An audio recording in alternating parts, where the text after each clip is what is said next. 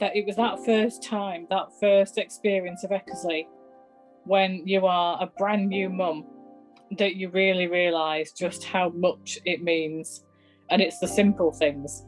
Since Eliana was born, she has been in and out of Leeds Children's Hospital for weeks and months at a time. I have polycystic ovaries and I never thought I could get pregnant. So finding out we were having Ellie was literally a bit of a dream come true. So we went for our 20-week scan, not told there was a problem. We were told that they couldn't get accurate enough pictures of her heart. Went back for our 21-week scan and she was ages doing it, ages. And you know when you get that feeling something's not quite right.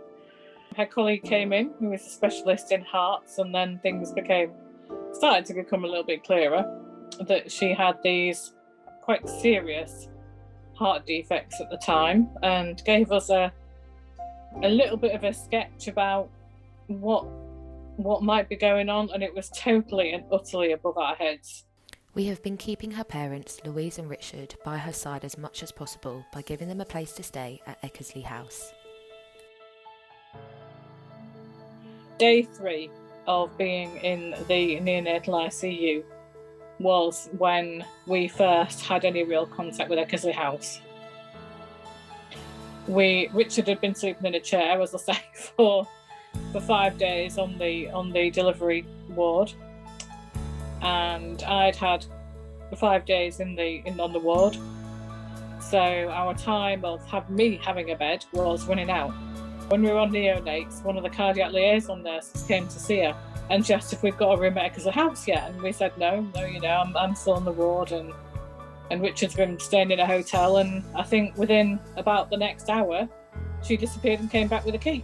Eliana is now 2 years old and has already had major heart surgery and 2 emergency bowel surgeries.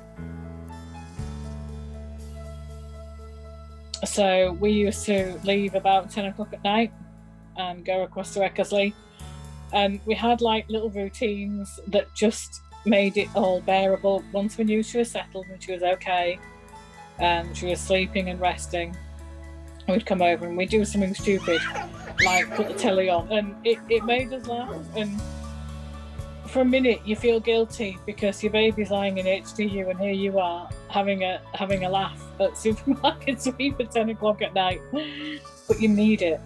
Being so close by has been a huge comfort for both Louise and Richard, and given them one less thing to worry about.